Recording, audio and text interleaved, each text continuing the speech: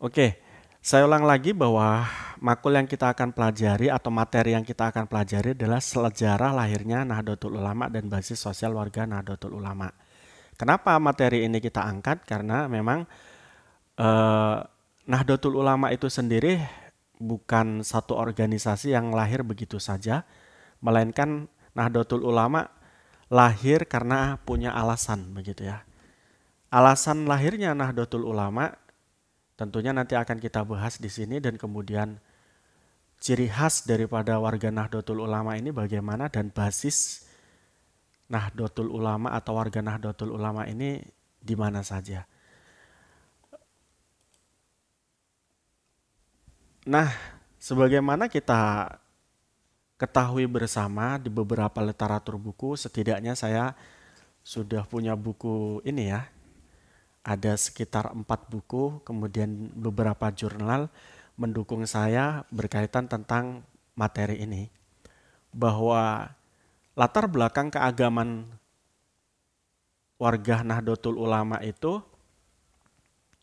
setidaknya dilatar belakangi tentang adanya satu upaya menjaga eksistensi jamaat tradisional yang dalam pada saat itu berhadapan dengan arus paham pembaharuan Islam. Jadi ketika ada kelompok jamaah yang mendirikan Islam pembaharuan, kemudian NU bergairah untuk lahir, gitu ya. Sehingga lahirlah NU untuk berhadapan langsung dengan kelompok yang mengatasnamakan pembaharuan Islam. Nah, yang dalam kaitan itu ya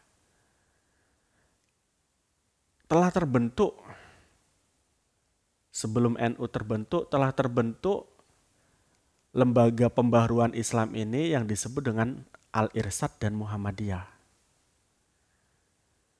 Nah, selain NU memiliki alasan bahwa lahirnya merupakan dari singgungan munculnya organisasi pembaruan Islam, Islam atau NU lahir juga karena adanya alasan ada komite yang mana komite ini mengupayakan satu delegasi masyarakat Indonesia yang sudah terbentuk dalam suatu organisasi untuk mewakili berbicara di depan kerajaan Arab Saudi waktu itu. Yang dalam kaitan itu komite ini akan membahas tentang apa? Membahas tentang pemindahan makam Nabi Muhammad. Di mana ini kemudian dimusyawarahkan bagaimana pandangan-pandangan kaum muslim dunia berkaitan tentang pemindahan makam Nabi Muhammad. Nah, dalam kaitan itu tentunya kita sebagai orang NU yang dalam kaitan itu adalah Mbah Wahab Hasbullah, begitu juga Mbah Hasyim Asy'ari itu tidak menginginkan adanya pemindahan makam Nabi Muhammad. Namun hal ini terganjal karena pada saat itu untuk ngomong mengutarakan satu pendapat di komite tersebut bahwa makam daripada Nabi Muhammad ini tidak boleh dipindahkan, ini harus membentuk atau menjadi delegatif atau delegasi dari sebuah organisasi di Indonesia. Oleh karena itu, dibentuklah organisasi Nahdlatul Ulama ini. Kemudian Nahdlatul Ulama mengirimkan satu delegasi yang berbicara tentang penolakan pemindahan makam Nabi Muhammad. Nah, oleh karena itu dua latar belakang ini menjadi bagian penting menurut sejarawan atas munculnya organisasi Nahdlatul Ulama. Jadi sekali lagi bahwa Nahdlatul Ulama itu berlatar belakangkan satu menghadapi kelompok Islam pembaharuan, yang kedua menghadapi menolak pemindahan makam Nabi Muhammad. Dua hal ini menjadi penting untuk berdirinya organisasi Nahdlatul Ulama. Nah, kemudian di slide kedua, saya mengatakan bahwa pertama kali, bahwa Nahdlatul Ulama itu dalam sejarah pembentukannya, itu tidak pernah bisa dilepaskan dari peran Mbah Wahab Hasbungloh. Mbah Wahab Hasbungloh ini adalah seorang ulama yang lahir di Tambak Beras, keturunan daripada Mbah Hasbungloh. Kemudian kalau ditarik ke atas, kemudian beliau adalah keturunan dari Jaka Tingkir, begitu ya. Nah, pada saat itu Mbah Wahab Hasbungloh ini adalah seorang pedagang, selain menjadi seorang ulama, seorang pedagang dan organisator. Dalam kaitan ini, beliau diklaim sebagai organisator atau orang yang berkecimpung dalam organisasi karena beliau sebelum mendirikan atau mengusulkan Nahdlatul Ulama, beliau telah mendirikan organisasi yang disebut Nahdlatul Tujar. Organisasi Nahdlatul Tujar ini adalah organisasi kebangkitan para pedagang. Jadi ruang lingkup daripada Nahdlatul Tujar ini adalah organisasi kumpulan para pedagang. Sekali lagi, bahwa Mbah Hasbungloh ini adalah seorang saudagar ya. Oleh karena itu pada saat itu untuk melindungi hak-hak pedagang pada saat itu, beliau membuat satu organisasi yang disebut dengan Nahdlatul Tujar. Selain Nahdlatul Tujar, karena beliau ini lahir di pesantren dan juga besar di pesantren, beliau juga membuat satu organisasi yang disebut dengan organisasi Nahdlatul Wathon. Nahdlatul Wathon ini adalah organisasi pendidikan yang berkecimpung kepada lembaga pendidikan. Nahdlatul Wathon itu artinya pergerakan pergerakan mencintai negara, begitu ya. Nah, Nahdlatul Wathon ini diasuh beberapa tahun oleh Mbah Wahab Hasbungloh di Surabaya. Kemudian setelah Mbah Wahab Hasbungloh mengasuhnya, diserahkan Nahdlatul Wathon ini kepada orang kepercayaan beliau namanya Kiai Haji Mas Mansur. Kiai Haji Mas Mansur ini kemudian mengelola Nahdlatul Wathon, tapi tidak lama kemudian Kiai Haji Mas Mansur ini menyeberang ke organisasi pembaharuan yang disebut dengan organisasi Muhammadiyah. Jadi setidaknya organisasi pembaharuan yang dimaksud dalam apa yang saya katakan tadi itu ada dua organisasi. Yang pertama adalah Muhammadiyah dan Al-Irsyad. Muhammadiyah di bawah kepemimpinan Mbah Dahlan, yang kemudian promotornya adalah Mbah Kiai Haji Mas Mansur yang tadi sebetulnya adalah kawan daripada Mbah Wahab Hasbungloh mengelola Nahdlatul Wathon. Sementara itu Al-Irsyad adalah didirikan oleh Ahmad Sokati, Kiai Haji Ahmad Sokati. Ini dua organisasi ini adalah dua organisasi yang notabene mengklaim dirinya sebagai organisasi pembaharuan Islam. Nah, ketika mereka muncul dalam jargon pembaharuan Islamnya, sebetulnya tidak banyak pembaharuan di dalam Islam. Dalam kaitan ini,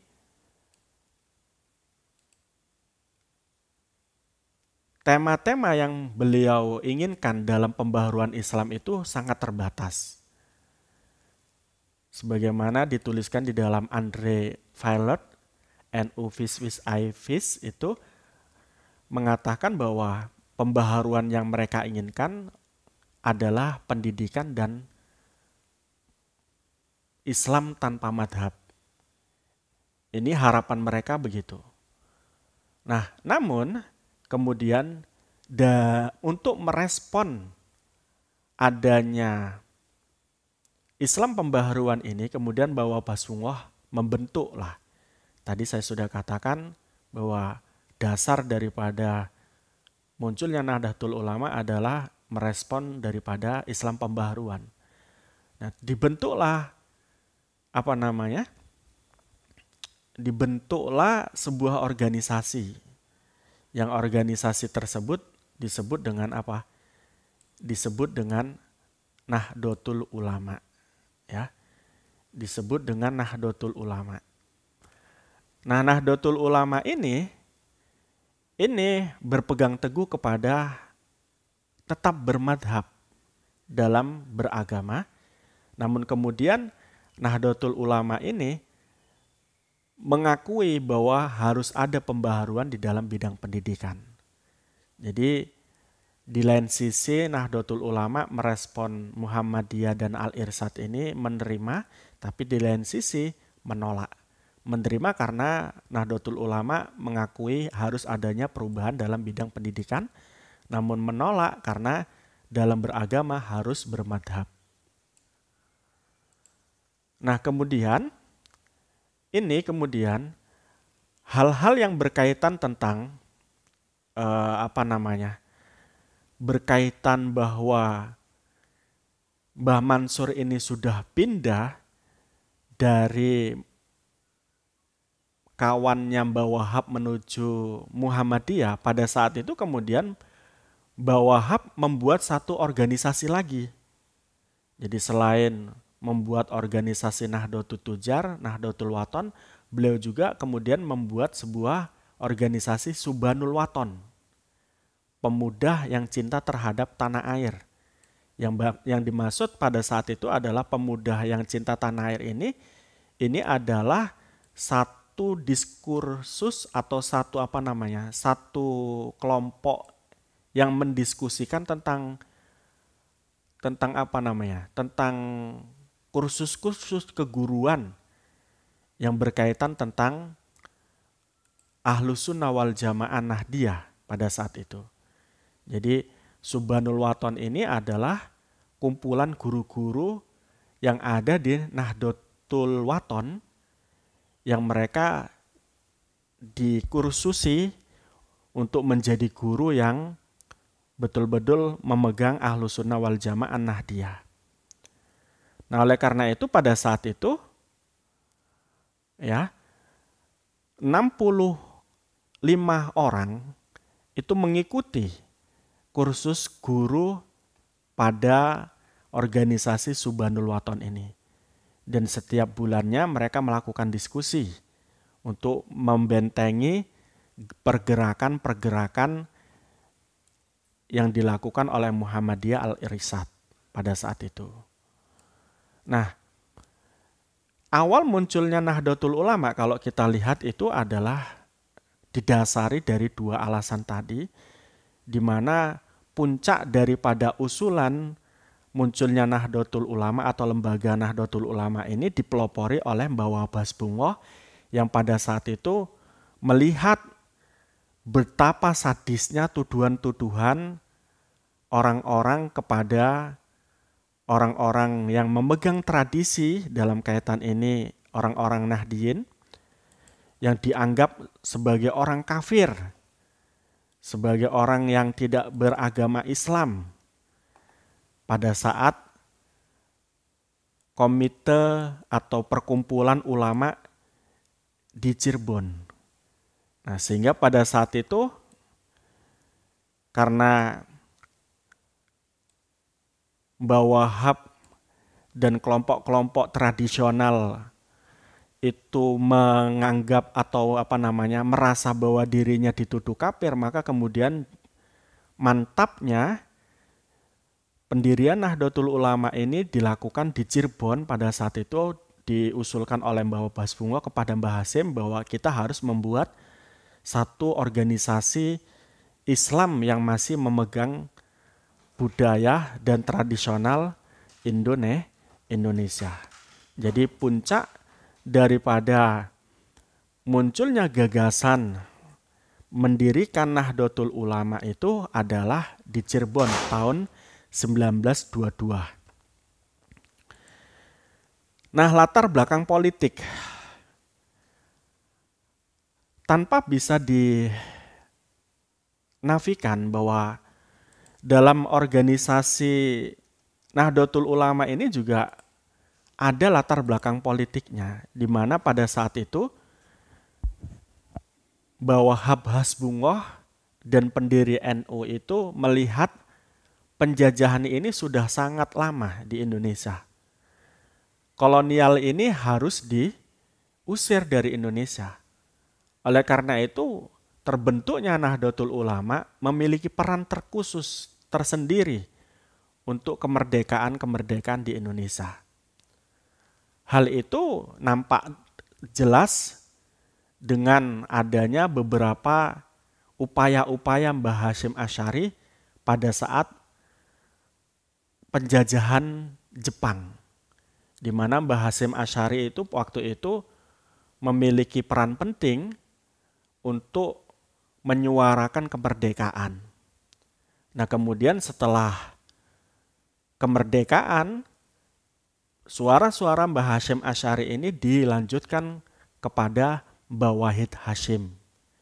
Mbah Wahid Hasyim sendiri, sebagaimana kita tahu, beliau ini merupakan bagian daripada Panitia 9 dari BPUPKI pada saat itu atau PPKI pada saat itu. Nah, di mana Mbah Wahid Hasyim ini memiliki peran penting terhadap dasar negara dan juga memiliki peran penting terhadap Undang-Undang Dasar. Sidang BPUPKI kedua contohnya. Di situ melibatkan Mbah Wahid Hasyim sebagai bagian daripada penentu negara Islam ini akan sebagaimana, negara Indonesia ini harus bagaimana. Haruskah negara Indonesia ini menganut sistem agama Islam atau agama Republik? Kemudian pada saat itu kita lihat bahwa sejarah mengatakan bahwa Kiai Hasyim, kemudian Ahmad Yamin, Supomo, Kahar Muzakar dan lain sebagainya itu menyetujui bahwa Indonesia itu tidak harus menjadi agama Islam, melainkan agama nasional, agama Republik. Karena di dalamnya ketika kita membentuk agama Islam di dalam karena ketika kita membentuk Indonesia ini sebagai negara agama Islam, niscaya di situ akan rentan sekali akan terjadi kehancuran begitu. Oleh karena itu dipilihlah negara Republik oleh Mbah Hasyim Asy'ari dan kawan-kawan pada saat itu sebagai satu sistem yang harus ditegakkan di negara Indonesia. Bukan negara Islam yang ditegakkan di Indonesia, tetapi negara Republik. Inilah kebijaksanaan daripada atau peran daripada Mbah Wahid Hasyim sebagai anak Nahdlatul Ulama yang kemudian berperan terhadap politik negara Indonesia. Jadi perannya, kalau kita lihat latar belakang politik, ada latar belakang politik yang mendasari berdirinya Nahdlatul Ulama, yang dalam kaitan ini kebosanan kaum-kaum atau tokoh-tokoh Nahdlatul Ulama terhadap kolonialisme dan juga penjajahan di Indonesia yang kemudian menginginkan kemerdekaan, kemudian dilanjutkan lagi oleh Mbah Wahid Hasyim dan Mbah Hasyim dan Mbah Wahid Hasyim dalam kaitan mendesak kemerdekaan dan membentuk negara Republik Indonesia. Itu ada kaitan politiknya. Kemudian secara sosial kultural, telah kita bahas sebelumnya bahwa Nahdlatul Ulama itu sebagai organisasi Islam yang memiliki tujuan untuk menjaga tradisi dan budaya masyarakat Indonesia yang tidak bertentangan dengan Al-Quran dan Al-Hadis. Jadi awal dari pendirian Nahdlatul Ulama itu memang bagian daripada menjaga tradisi yang tidak bertentangan dengan Al-Quran dan Al-Hadis. Karenanya sosio masyarakat dan kulturnya tentu berbeda dengan organisasi Islam yang lain. Jadi di situ ada perbedaan yang sangat tajam antara organisasi Nahdlatul Ulama dan organisasi Islam yang lain. Di mana organisasi Nahdlatul Ulama ini berpegang teguh kepada menjaga tradisi yang tidak bertentangan dengan Al-Quran dan Al-Hadis. Kemudian mengambil sesuatu yang baik, yang baru, yang lebih baik. Ini kemudian diambil. Yang dalam kaitan itu prinsip Nahdlatul Ulama itu adalah al-muhafadatu ala qadimi sholeh wal akhdu bijadilil aslah. Dengan memegang teguh tradisi yang tidak bertentangan dengan Al-Quran dan Al-Hadis pada masyarakat Indonesia, ini menjadi ciri khas, ya, tradisi-tradisi tersebut menjadi ciri khas yang membedakan antara organisasi Nahdlatul Ulama sebagai organisasi Islam Indonesia dengan organisasi Islam lain. Nah, pertanyaannya, kenapa NU itu masih ingin menjaga sosio masyarakat dan juga kultur masyarakat Indonesia?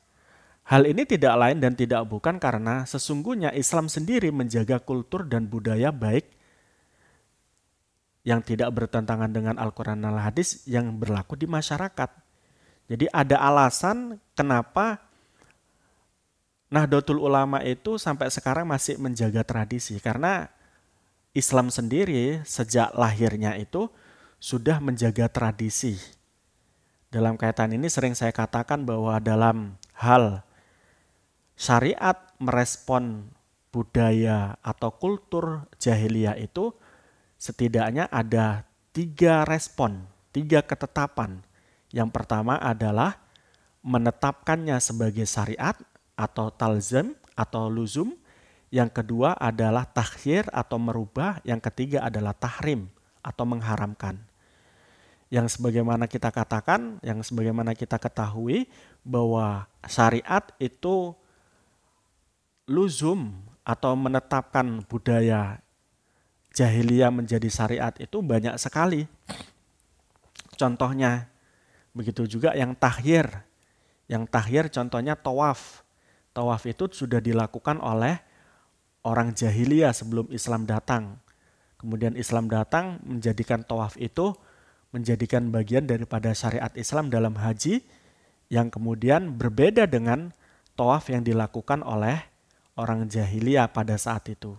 Jadi orang jahiliyah pada saat itu tawaf dengan cara telanjang dan memuja berhala-berhala mereka. Kemudian Islam tawaf dengan cara menggunakan pakaian ihram dan kemudian bertujuan untuk beribadah kepada Allah. Ini yang kemudian sesuatu yang dilakukan oleh orang jahiliyah dilakukan oleh kita tapi dengan merubah. Yang selanjutnya adalah mentahrim, mengharamkan sesuatu budaya. Hal ini karena bertentangan dengan maqasidus syar'i dan syariat Islam itu sendiri. Contohnya adalah keharaman main judi yang sudah pada saat itu sudah digandrungi, sudah menjadi budaya dan juga kultur sosio masyarakat orang jahiliyah Arab saat itu. Kemudian ini dihilangkan oleh Islam dengan mengharamkannya. Begitu juga perbudakan yang pada saat itu belum dihabiskan semua, belum dihilangkan semua, namun kemudian oleh Islam perbudakan ini dihapuskan. Ya, dengan memerdekakan, menjanjikan orang yang memerdekakan budak itu dengan diganti dengan akan dimerdekakan oleh Allah kelak di api neraka. Nah, kemudian selanjutnya adalah basis warga NU. Berkaitan tentang basis warga NU ini sendiri, ya, ini adalah berkaitan tentang di mana NU itu lahir. NU lahir tentunya di Jawa Timur. Namun kemudian bukan hanya Jawa Timur saja yang menjadi basis organisasi NU. Ya, di Indonesia hampir semua pulau ini menjadi basis warga NU. Kenapa? Karena NU ini dilihat daripada prinsip-prinsipnya dalam beragama itu bisa diterima oleh banyak orang. Bisa diterima oleh kalangan manapun. Baik kalangan bawah ataupun kalangan atas, baik budayawan ataupun intelektualis ataupun masyarakat biasa. Ini bisa diterima sehingga dia penyebarannya sangat cepat. Bahkan sekarang kalau kita lihat, bukan hanya di Indonesia penyebaran Nahdlatul Ulama ini, tapi juga sudah di dunia begitu ya. Bahkan ketika kita lihat beberapa media massa, Nahdlatul Ulama ini dikagumi oleh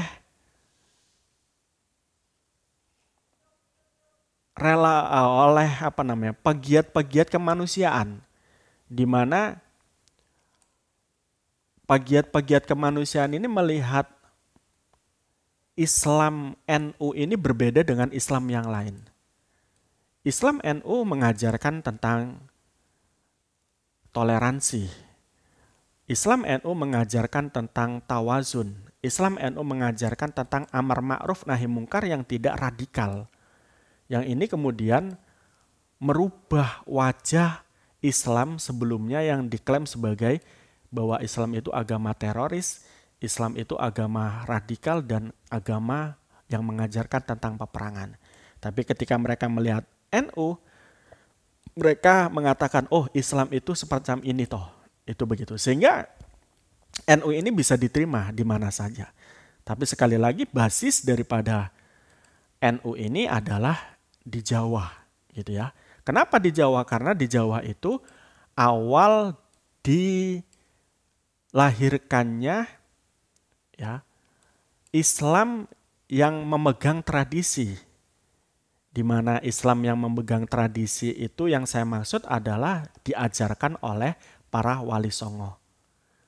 Di mana wali songo itu menyebarkan Islam bukan menggunakan pedang, bukan menggunakan peperangan, tapi menggunakan budaya sebagai alat untuk menyebarkan Islam.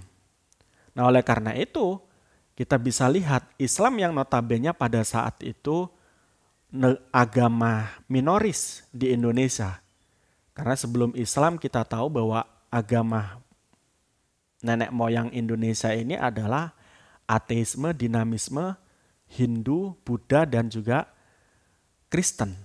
Namun kita lihat perjuangan para wali songo ini kemudian merubah suasana keagamaan di Indonesia yang dulunya ateisme, dinamisme, Kristen, dan Buddhis, dan Hinduis ya. Ini kemudian menjadi mayoritas Islam. Ini kehebatan Wali Songo dalam menyebarkan Islam di Nusantara. Oleh karena itu Islam selalu berpegang teguh kepada prinsip-prinsip kultur dan kearifan lokal yang ada di Indonesia agar apa?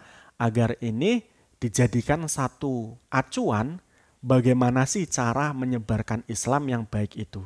Bukan menggunakan pedang, tapi menggunakan kebijaksanaan. Bukan menggunakan kekerasan, tapi menggunakan lemah lembut dan sopan santun. Nah, maka dengan demikian, inilah muncul satu perbedaan antara organisasi Islam dengan organisasi NU sebagai organisasi Islam itu sendiri. Nah, kemudian karakteristiknya, karena Islam NU itu memiliki kecenderungan untuk memegang kearifan lokal, menjaga kearifan lokal dan budaya, maka di sana ada karakteristik yang sangat lekat sebagai identitas dan identitas Nahdlatul Ulama. Contoh kaitan itu adalah adanya tumpengan ya dalam pada saat melakukan ritual tasbih, tahlil, tahmid, zikir, ya, ada tumpengan di sana. Kemudian ada tumpengan juga pada saat melakukan ritual-ritual tertentu, contohnya syukuran terhadap kelahiran anak, kemudian syukuran terhadap hari besar kelahiran Nabi dan lain sebagainya. Ini adalah bagian daripada karakter atau identitas dan identitas daripada Nahdlatul Ulama itu sendiri. Yang mana ini tidak dilakukan oleh organisasi-organisasi lain. Ini yang kemudian menjadi kentara bahwa ini loh NU, ini loh bukan NU. Mungkin itu kawan-kawan yang bisa saya presentasikan pada siang hari ini. Silakan ditanggapi. Kalau ada pertanyaan silakan bertanya. Jadi intinya dalam mengkaji sejarah Nahdlatul Ulama dan juga basis warga Indonesia, kita tahu bahwa lahirnya Nahdlatul Ulama itu karena menyikapi dua hal. Yang pertama, menyikapi adanya organisasi pembaharuan Islam yang menginginkan adanya pembaharuan dalam pendidikan dan bermadhab, yang mereka katakan tidak usah bermadhab. Kemudian yang kedua adalah tanggapan terhadap pemindahan makom Nabi Muhammad SAW yang akan dilakukan oleh kerajaan Saudi pada saat itu. Kemudian sebagai orang yang tidak menginginkan hal tersebut, dibuatlah satu organisasi untuk mewakili suara tidak dipindahkannya makom Nabi Muhammad SAW di Arab Saudi pada waktu itu. Demikian, silakan kalau mau ada pertanyaan atau tanggapan, silakan dipertanyakan dan ditanggapi. Assalamualaikum warahmatullahi wabarakatuh. Saya mau nanya, Pak. Silakan Pak Saiful Bahri. Ini masih berhubungan dengan Nahdlatul Ulama ini, Pak. Siap. Ini kan saya mau nanya, kan mengapa pendiri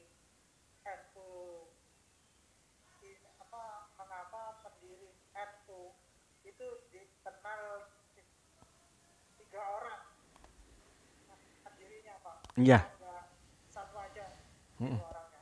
Kalau bisa 3 orang. Oke. Kenapa 3 orang begitu ya Pak? Ya, Oke. nah itu. Di dalam NU itu sangat erat dengan, ya kalau ditanya, kenapa di dalam NU itu pendirinya bukan 1 orang saja? Kenapa bukan 1 orang saja? Kenapa kok 3 di situ dikenalnya? Begitu ya Pak ya? Nah, kenapa begitu? Di NU itu sangat erat dengan etika, Pak. Jadi tadi saya katakan yang punya usul itu Mbah Wahab Hasbullah. Tapi kemudian Mbah Wahab Hasbullah itu ya punya guru namanya Mbah Hasyim Asy'ari. Sehingga beliau, Mbah Hasyim Asy'ari ini untuk mendirikan NU dijadikan sebagai tonggak agar agar NU ini bisa diterima oleh banyak orang. Sehingga seolah-olah usulan itu diterima oleh Mbah Hasyim Asy'ari, seolah-olah Mbah Hasyim Asy'ari lah yang mendirikannya. Ya kan gitu. Tapi hal ini karena memang kenapa harus 3? Sekali lagi karena memang itu adalah adab. Itu tadi untuk menghormati guru, maka kemudian guru inilah yang diajukan sebagai tonggak awal pendiri Nahdlatul Ulama. Itu yang pertama. Yang kedua berkaitan tentang adab. Bahwa satu perjuangan dalam perjuangan Islam itu tidak bisa dilakukan sendiri. Dengan demikian mereka mengatakan kami loh, bukan saya loh. Oke? Kami loh yang mendirikan Nahdlatul Ulama, yakni Mbah Hasyim Asy'ari, Mbah Wahab Hasbullah, Mbah Bisri. Itu karena memang itu berdekatan Pak Saiful Bahri. Ya, Mbah Hasyim Asy'ari itu di Tebu Ireng, Mbah Wahab Hasbullah di Tambak Beras, tempat saya mondok. Kemudian Mbah Bisri Sansuri itu adalah besannya Mbah Hasyim Asy'ari. Itu begitu. Di daerah Denanyar juga, di Jombang juga, di sebelah barat. Jadi utara itu namanya Tambak Beras, selatan itu namanya Tebu Ireng, kemudian di belah barat itu namanya Denanyar, kemudian di belah timur namanya Darul Ulum. Itu Pak. Jadi pada saat itu, kenapa kok nggak 1 orang saja?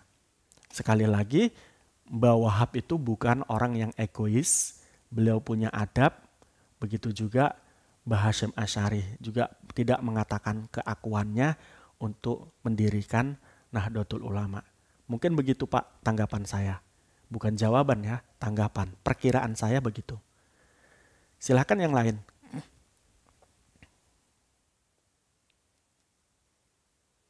Yang lain? Sudah paham Pak. Makasih ya Pak. Oke, terima kasih Pak Saiful Bahri. Yang lain? Mau bertanya, Pak? Silahkan. Mbak Ayu. Ya, NU sendiri kan termasuk organisasi keagamaan terbesar di Indonesia ya, Pak. J. Juga NU kan memiliki peran-peranan di segala bidang, J. seperti bidang kultural dan lain sebagainya. Heeh. Di bidang politik sendiri kan NU juga memiliki peranan, yaitu mendesak kemerdekaan Indonesia yang dilakukan oleh Kiai Haji Wahid Hasyim sama Kiai Haji Hasyim Asy'ari. Mm-mm. Itu pada zaman dahulu. Lah yang saya tanyakan itu bagaimana sih peranan NU dengan bidang politik pada zaman sekarang ini? Mm-mm. Ya kita lihat sendiri bahwa kalau peran NU pada politik zaman sekarang itu sangat berperan gitu ya. Kita tahu bahwa saya kira tidak mungkin siapa namanya Pak Jokowi itu akan menang tanpa ditunggangi NU pada saat ini. Karena sekali lagi orang NU itu banyak. Itu yang pertama. Yang kedua, NU bisa melobi sana sini dalam tanda kutip bisa merebut hati rakyat. Sehingga pada saat itu suara Jokowi banyak sekali. Nah dalam kaitan itu, Jokowi dalam kaitan dari orang partai nasionalis ini tidak lepas dari atau tidak bisa dilepaskan dari apa? Dari peran Nahdlatul Ulama untuk mempengaruhinya untuk juga ikut-ikut memperhatikan agama dalam kaitan ini. Ya tentunya dalam kaitan itu masa munculnya Pak Jokowi ini adalah masa yang paling berat. Di mana masa ini ditengarai keberatannya dengan munculnya sekte-sekte dalam Islam yang berbentuk radikal. Nah, oleh karena itu pada saat ini penting adanya Nahdlatul Ulama ini untuk memperkuat Pak Jokowi pada saat ini tidak turun begitu saja diturunkan oleh orang-orang yang radikal ini yang mengatasnamakan agama Islam.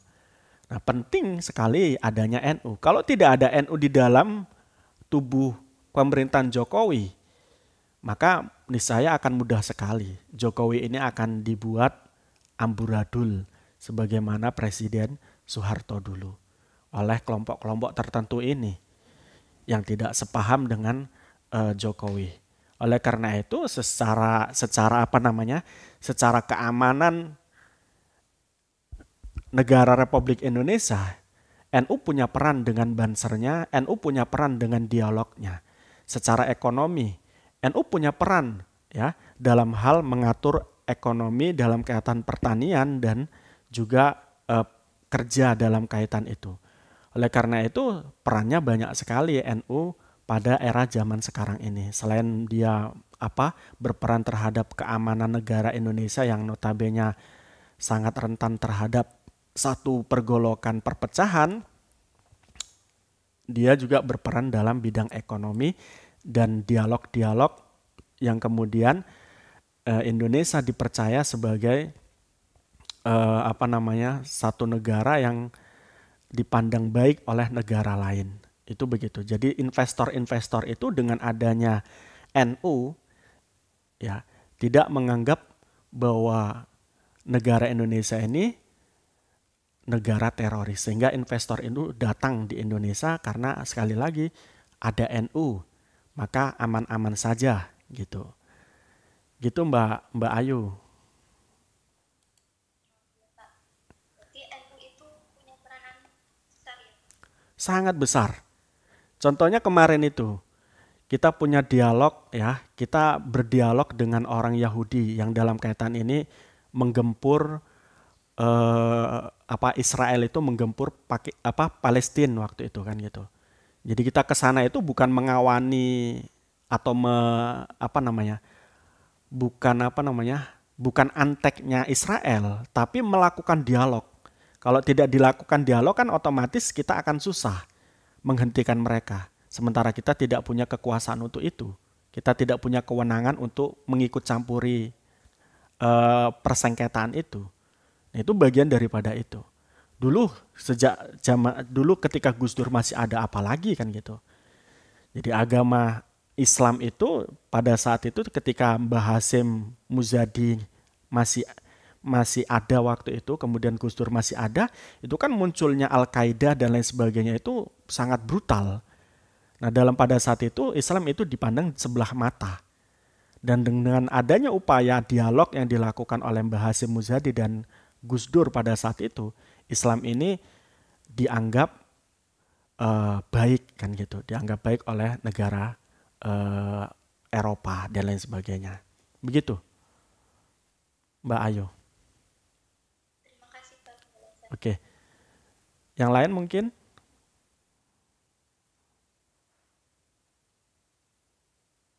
Halo, oke Mbak Yun, sudah nggak ada yang ditanyakan? Ada Pak, Silahkan. kan yang tadi di latar politik itu yang pertama upaya pembentukan semangat nasionalisme di tengah iklim kolonialisme sebelum kemerdekaan. Oke. Pertanyaannya, kira-kira bagaimana caranya kita itu memupuk semangat pada saat itu? Memupuk semangat kemerdekaan atau memupuk semangat Nasionalismenya Pak, di masa Wahab? di masa sebelum kemerdekaan Oh, di masa awal NU. bentuk atau perwujudan pemupukan semangat kemerdekaan pada saat itu adalah dituangkan dari pendidikan, Mbak. Jadi Mbak Wahab Hasbullah itu membuat lembaga pendidikan yang lembaga pendidikan ini diharapkan mengembangkan pola pikir masyarakat di sekitar lembaga pendidikan itu agar ya mereka melakukan melakukan satu upaya untuk merdeka. Jadi orang-orang dulu kan ketika tidak memiliki ilmu, otomatis kan mudah untuk dijajah, dibodoh-bodohi itu mudah. Tapi orang yang berilmu dibodoh-bodohi itu susah. Oleh karena itu, untuk kita tidak dijajah harus pintar dulu. Nah, dengannya untuk pintar apa? Mendirikanlah sebuah lembaga pendidikan. Nah, pada saat itu lembaga pendidikan dibuat itu tentunya harus berhadapan dengan pemerintahan Belanda atau pemerintahan Jepang. Karena sedikit-sedikit mereka curiga karena apa? Ketakutan juga mereka nanti ketika mereka atau ulama-ulama kita mendirikan lembaga pendidikan, orang-orang malah tambah pintar. Dan ketika pintar mereka akan menolak pemerintahan Belanda atau Jepang. Jadi upaya nasionalisme pada saat itu adalah diwujudkan dalam bentuk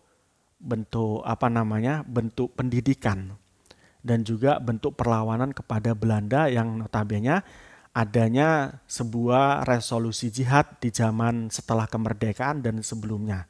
Itu begitu Mbak siapa tadi Mbak Ayun. Ya Pak, Oke, begitu.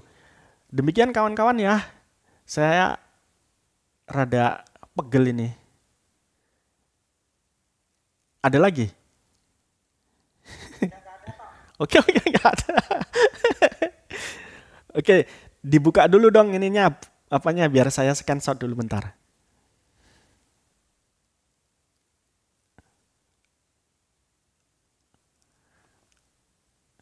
Cara screenshotnya gimana ya? Kontrol PCS gitu ya? Mana belum dibuka? Oh, nggak bisa.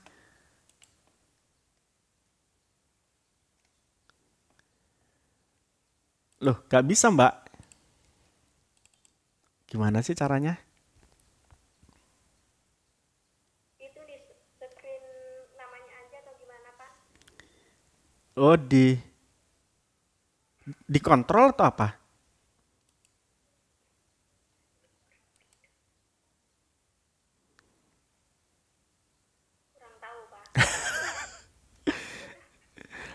Saya dibantu Mbak Ayun di screenshot lah punya jenengan. Pakai HP nggak? Iya Pak, misalnya tapi cuma namanya aja Pak. Ya nggak apa-apa. Udah Pak. Oke, terima kasih Mbak Ayun. Kawan-kawan, sehat selalu, semangat selalu. Selamat ber-NU dan jadilah pelopor NU di masyarakat masing-masing. Mudah-mudahan bermanfaat. Assalamualaikum warahmatullahi wabarakatuh. Waalaikumsalam